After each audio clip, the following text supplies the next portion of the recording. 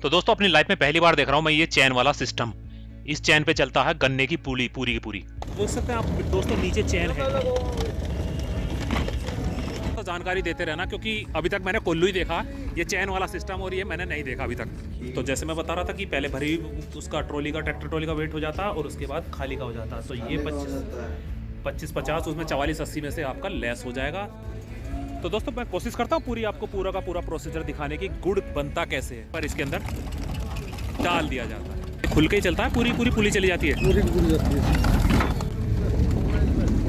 तो यहाँ देख सकते हैं आप पूरी बेल्ट पे खोई चल रही है, यहाँ से आता है और ये बड़ी बड़ी कुंडियाँ हैं जिनमें रस इकट्ठा होता रहता है। ये है देसी तरीका गुड़ बनाने का। ये उसके सांचे हैं और मैं समझता हूँ 5 किलो, एक में 5 किलो आ जाते हैं।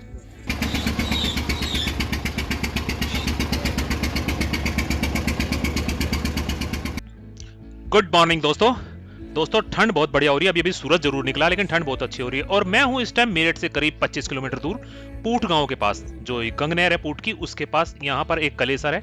और आज मैं आपको दिखाऊंगा कोल्लू तो एक छोटा लेवल का प्रोसीजर होता है, मैं उससे एक बड़े लेवल का प्रोसीजर होता है जिसको बोलते हैं कलेसर। तो मैं हूं दोस्तों कलेसर पर।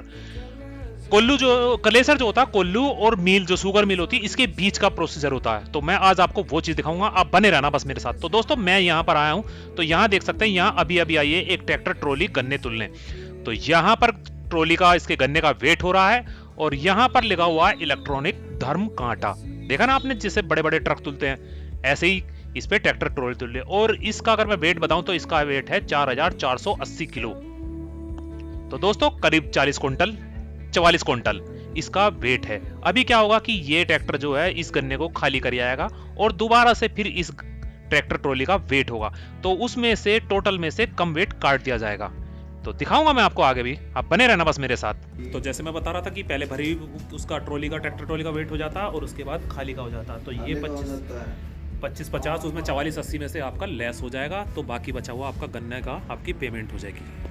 तो ये तरीका है और भाई लेके आए हैं अपना गन्ना खेत में से।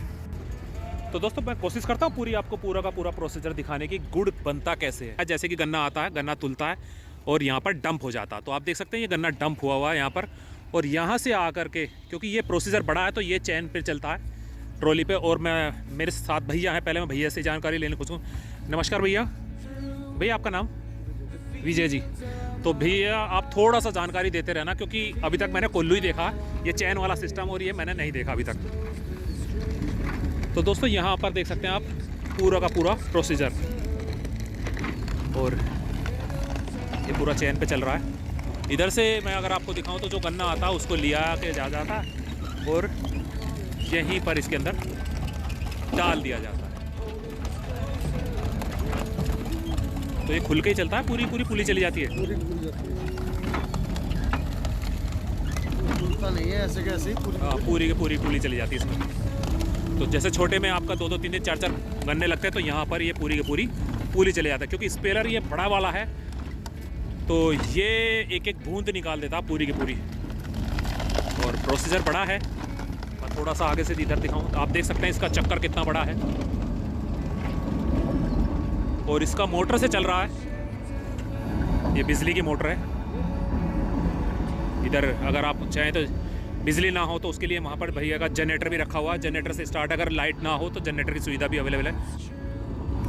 हाँ, तो क्योंकि लोड बहुत ज़बरदस्त है इसका और कैपेसिटी है कि पावर चाहिए होती है एक पूरी की पूरी गन्ने की पुली को आपका स्पेलर से पूरा का पूरा रस निकालने के लिए बहुत ज़्यादा।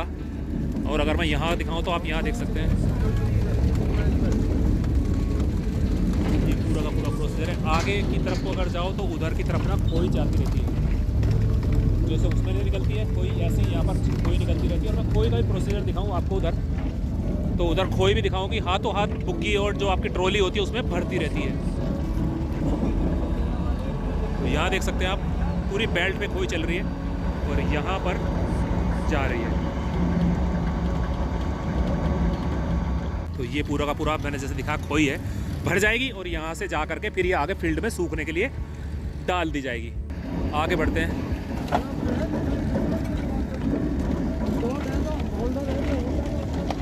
देख सकते हैं आप दोस्तों नीचे चैन है।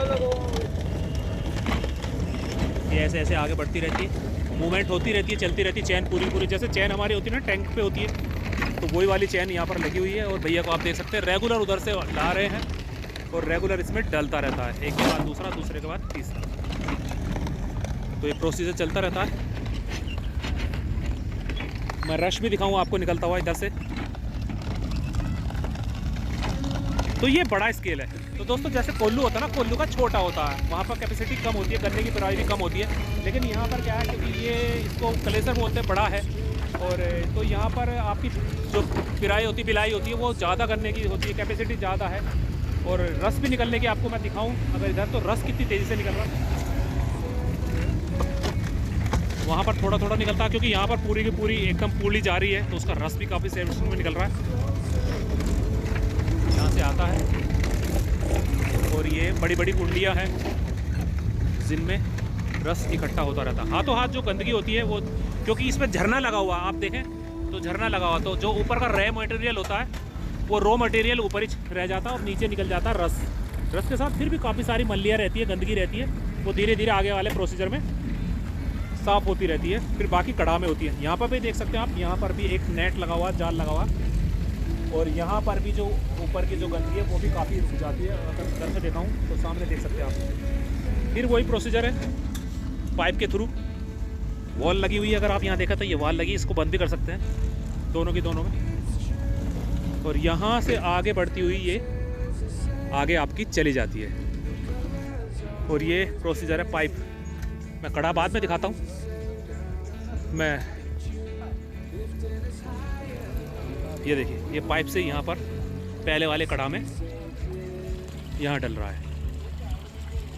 उसके बाद जब ये हो जाएगा तो फिर सेकंड वाले में, सेकंड से थर्ड में, और थर्ड से फोर्थ में पूरा का पूरा पक जाएगा। और यहाँ रेगुलर एक साथ बहुत सारे लगे हुए हैं, और सारों के सारों में आप देखें तो उधर से स्टार्टिंग से है, और सब में ये जो पाइप के थ्रू ही रस डाला जाता है। पहला, दूसरा, तीसरा, चार प्रोसीजर में ये रस पक के गुड़ तैयार होता है। तो अगर आप मैं यहाँ दिखाऊं, क्योंकि इधर से थोड़ा सा भाप आ रही है,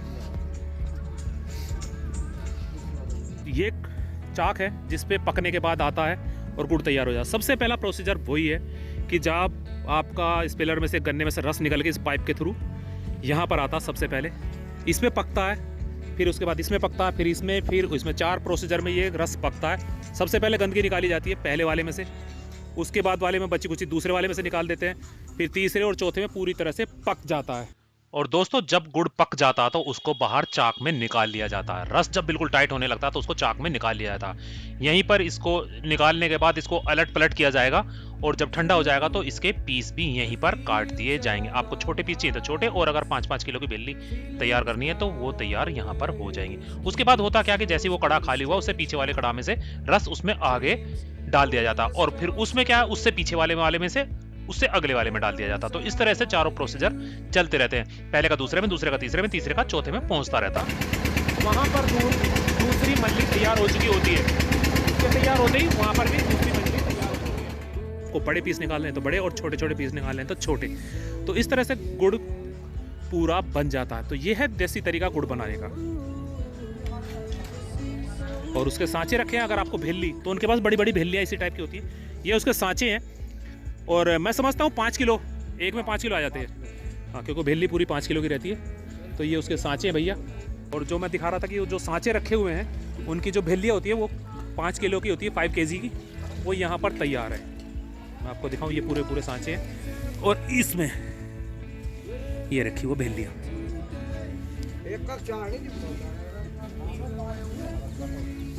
तो दोस्तों ये प्रोसीजर है पूरा का पूरा। और यहाँ पर कई सेट लगे हुए हैं आपका, 1 2 3 4 5, कितने सेट है लास्ट? 6 सेट लगे हुए हैं, टोटल 6 सेट लगे हुए हैं। और जो मैंने सामने एक बार दिखाऊं कि जो मैंने बताया था कि जो इसका रॉ मटेरियल निकलता है ना, जो खोई बोलते हैं जिसको, जब गन्ने को हम रस निकाल देते हैं तो उसका जो रॉ मटेरियल, जो वेस्ट मटेरियल बचता है, खोई, वो खोई होती है जो पीछे आपका पूरी बेल्ट से जा करके बुग्गी में भर रही है, वो ये है। यहाँ ला करके उसको बुग्गियों को डंप कर दिया जाता, खाली कर दिया जाता। तो आप सामने देख रहे हैं, ये चीज़ है वो, इसी को ईंधन के रूप में यूज़ किया जाता है। और इसको क्या होता है, 3 बार अलट पलट कर देते हैं, तो जो भी मॉइस्चर वगैरह होता है वो सब सूख जाता, ख़त्म हो जाता, तो आसानी से फिर जल जाती है। तो बहुत लंबा एरिया में खोई फैली हुई है, क्योंकि ईंधन बहुत चाहिए होता है। तो इस तरफ से ईंधन नीचे इनमें झोंका जाता है, जिससे ये पूरा का पूरा हीटअप आता है। तो दोस्तों मैं समझता हूँ कि आपको मैंने पूरा का पूरा प्रोसीजर दिखाया। अभी थोड़ा सा क्या टाइम लगेगा, नहीं तो मैं आपको थोड़ा और गुड़ बनते हुए भी दिखा देता, उसके पीसेस छोटे छोटे कटते। बाकी तो मैंने वैसे दिखाई दिया गुड़ बनता कैसे है और भिल्ली तैयार कैसे होती है। और इस तरफ से ईंधन होता है, आगे बात करूँ, बाकी तो यही है। हाँ, बाकी तो यही होता है। कलेसर बड़ा होता है, कोल्लू छोटा होता है, बस ये कलेसर है। और आप यहाँ पर देखो चिमनी भी देख सकते हैं, 1 2 3 4 5 6, क्योंकि जितने आपके ये कढ़ा लगे हुए हैं, हर एक की अपनी पर्सनल चिमनी भी है। तो यहाँ देख सकते हो सबकी चिमनियाँ हैं।